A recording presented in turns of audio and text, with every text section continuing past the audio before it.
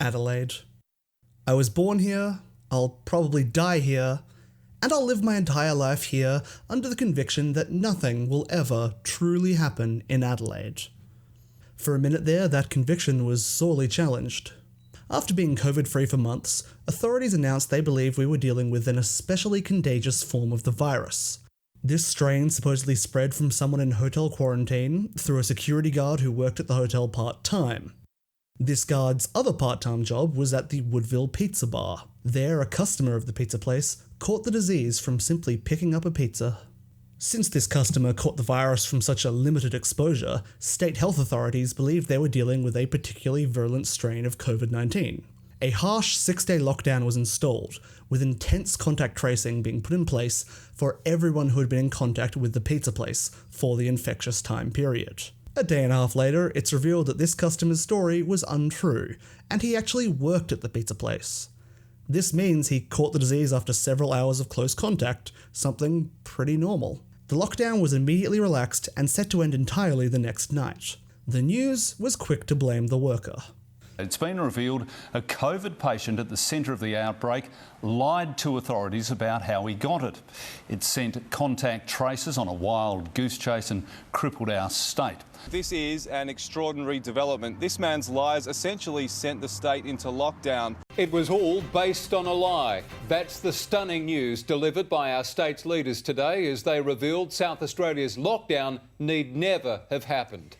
One worker at this Woodville pizza shop told one lie, and it plunged our entire city and the whole state into lockdown. Our Harry Potter-looking ass Premier even had this to say.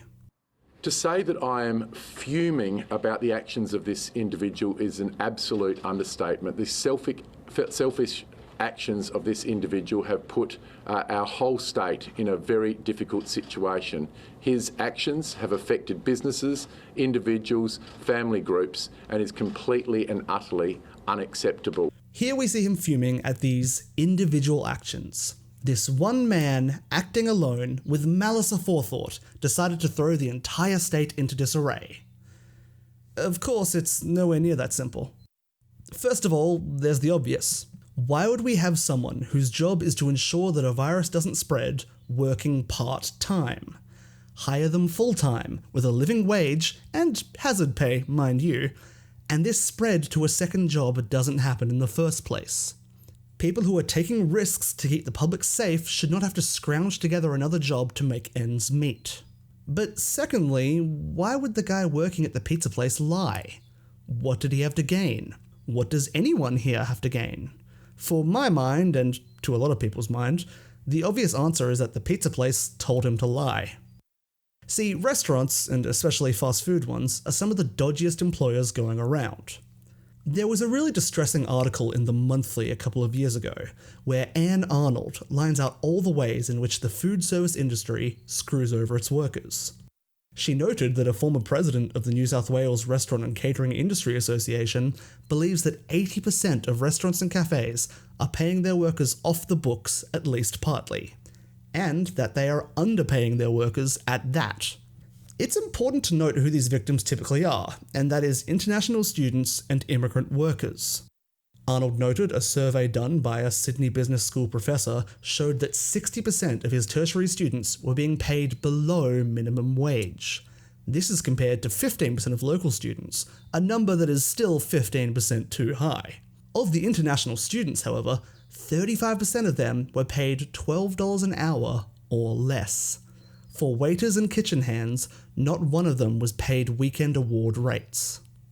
Workplaces are taking advantage of foreign workers whose very ability to stay here might depend on them being able to work for their pittance, and of course their bosses could get them in trouble with the immigration department whenever they want. This problem spreads to massive corporations in the fast food sphere as well. For instance, Domino's franchisees, under pressure from their head office, have systematically underpaid their workers for years, often refusing to pay penalty rates, paying a worker for only 38 hours a week, despite working them for 60 or more. As well as underpaying their employees, businesses pay off the books so that they don't have to record it and report it to the tax office. As a result, their profit margins go up. So if you're a pizza place who's at the centre of a COVID outbreak, and suddenly one of your off-the-books workers is being questioned by the state government, you don't want them to go through your books and find out he's not there, do you? So you remind your worker that you're paying him off the books, and tell them to say that they just bought a pizza. Don't worry about it. It's not like it's going to start a statewide lockdown or anything. I mean, it's either that or this guy just likes lying for attention. That is what our garbage news channels would rather you believe, because it doesn't serve their interests to think about this analytically at all. Like this clip right here. Despite the dire consequences of his actions, the lying worker can't be punished because he didn't break any laws. The palpable disappointment in his voice there, that the lying worker cannot be punished. It's a lot easier for those in the media and government to blame the actions of one individual than it is for the entire system that caused those actions. And it's the system that they uphold and benefit from. State Premier Stephen Marshall has said that the cops will look at all and every avenue to throw the book at this person. He's even put some of SA Police's best and brightest on the case. We've got a whole task force to deal with this. A task force of 20 detectives. 20 of them. That is a bigger scam than the pizza place was pulling. Good lord, how many cops does it take to screw in a light bulb? Just a great use of public funding and time, guys. Like, maybe send some of those security response section goons along with them, just so they're safe. This whole clusterfuck aside, I wanted to talk a bit about COVID-19 in general, which has been a catastrophe.